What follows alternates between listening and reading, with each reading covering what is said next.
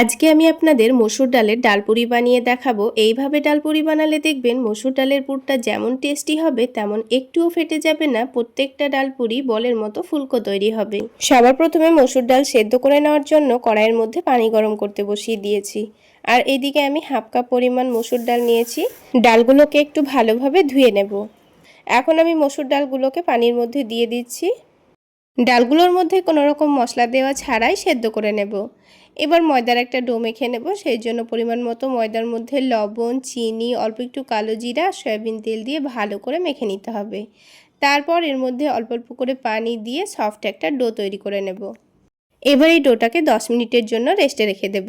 আর অন্যদিকে ডালগুলো কিন্তু সেদ্ধ হয়ে গেছে, তো পানিটা ভালোভাবে শুকিয়ে নিতে হবে।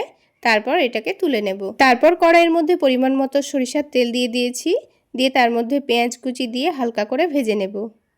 পেঁয়াজটা লাল হয়ে গেলে এবার এর মধ্যে দিয়ে দেব অল্প একটু আদা রসুন বাটা। তারপর দিয়ে দিয়েছি স্বাদ মতো লবণ, হলুদের গুঁড়ো, অল্প একটু ধনে গুঁড়ো আর জিরে গুঁড়ো। আর ঝালের জন্য দিয়ে দিচ্ছি মরিচের গুঁড়ো।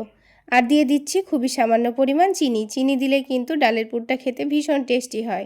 এবার মশলাগুলোকে তেলের সঙ্গে একটু নাড়াচাড়া করে নেব। দিয়ে ডালটা দিয়ে দেব আর অল্প একটু চাট মশলা দিয়ে দেব। তারপর ডালটাকে মশলার সঙ্গে ভালোভাবে নাড়াচাড়া করে নিতে হবে। এবার এটাকে তুলে নিতে হবে। তো ডালের পুর কিন্তু আমাদের তৈরি করা হয়ে গেল। এবার এই ময়দার ডোটাকে আবার একটু ভালো করে মেখে নিতে হবে। তারপর ছোট ছোট করে লেচি কেটে নেব। এবার এই লেচিগুলো থেকে একটা একটা করে লই তৈরি করে নেব। যত বড় করে লইগুলো তৈরি করেছি ডালের পুরটা নিয়ে ছোট ছোট করে বল তৈরি করে নেব। মানে যত বড় লই তৈরি হবে তার থেকে একটু ছোট করে ডালের পুরটাকে বল তৈরি করে নিতে হবে। তো সবগুলো বল তৈরি করা হয়ে গেলে এবার এই লইগুলোর মধ্যে বলগুলোকে ঢুকিয়ে দিতে হবে। তো একটু পাতলা করে চ্যাপটা করে নিয়েছি, তারপর বলগুলো ঢুকিয়ে নিতে হবে। সবগুলো লই তৈরি করা হয়ে গেলে এই লইগুলোকে অন্তত পক্ষে 5 মিনিট মতো রেস্টে রাখতে হবে।